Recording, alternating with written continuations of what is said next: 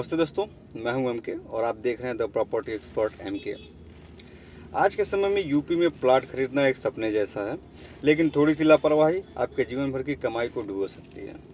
अक्सर लोग जल्दबाजी में रजिस्ट्री तो करा लेते हैं, लेकिन बाद में पता चलता है कि ज़मीन में झोल है। आज के इस वीडियो में मैं आपको आपके उन 5 कागज़ों के बारे में बताऊंगा जिन्हें चेक किए बिना आपको 1 रुपया भी एडवांस नहीं देना चाहिए। तो बात करते हैं पहला पॉइंट है खतौनी। असली मालिक कौन है? सबसे पहला और सबसे ज़रूरी कागज़ है खतौनी। इसमें आपको यह देखना है कि जो इंसान आपको ज़मीन बेच रहा है, क्या सरकारी रिकॉर्ड में उसी का नाम दर्ज है, कहीं ज़मीन किसी और के तो नहीं है। आप यूपी के भूलेप की वेबसाइट पर जाकर इसे खुद चेक कर सकते हैं। भूले की वेबसाइट पर जाएंगे, वहाँ पे डिटेल आपको डालनी होती है।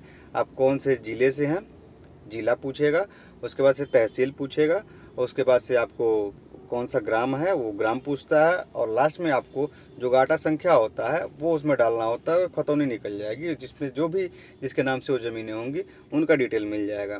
ये भी डिटेल मैं आपको किसी वीडियो में बता दूंगा कैसे खतौनी देखी जाती है। दूसरी चीज़ें आती हैं 143 परमिशन, नॉन एग्रीकल्चर लैंड। ठीक है, अगर आप खेती की ज़मीन पर घर बनाने के लिए प्लाट ले रहे हैं तो यह ज़रूर चेक कर लें कि उसका धारा 143 के तहत कन्वर्जन हुआ है या नहीं हुआ है। अगर ज़मीन कृषि की है तो वहाँ घर बनाना गैर कानूनी हो सकता है, और हमेशा आवासीय ज़मीन घोषित ज़मीन ही लें हमेशा से। जो भी लैंड यूज जिसका रेजिडेंशियल हो, मकान बनवाने के लिए उसी ज़मीन को लें। तीसरी चीज़ें होती हैं कि दाखिल खारिज, यानी कि इसको म्यूटेशन बोलते हैं। म्यूटेशन का रिकॉर्ड सिर्फ रजिस्ट्री काफ़ी नहीं है, आपको यह देखना है कि बेचने वाले के नाम पर दाखिल खारिज हुआ है या नहीं हुआ है। अगर ज़मीन पिछले मालिक के नाम से मौजूद मालिक के नाम पर सरकारी रजिस्टर में दर्ज नहीं है, चढ़ा नहीं है, तो आगे चलकर आपको दिक्कत आ सकती है।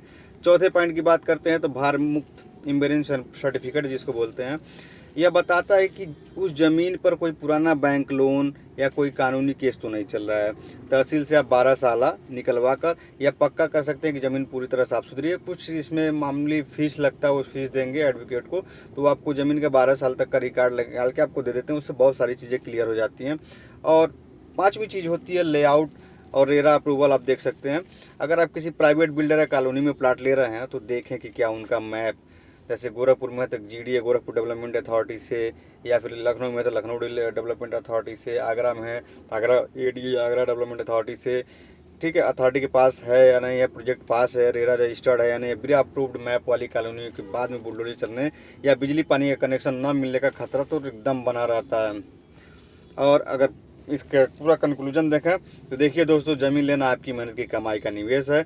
इसे से जुआ मत खेलिए। ये 5 कागज़ चेक करिए और फिर आगे बढ़िए। अगर आपको किसी खास प्लाट के कागज़ों में के बारे में कोई सवाल पूछना है तो नीचे कमेंट करिए। प्रॉपर्टी से जुड़ी ऐसी सच्ची जानकारी के लिए अपने भाई के channel the property expert MK को सब्सक्राइब जरूर करें। जय हिंद।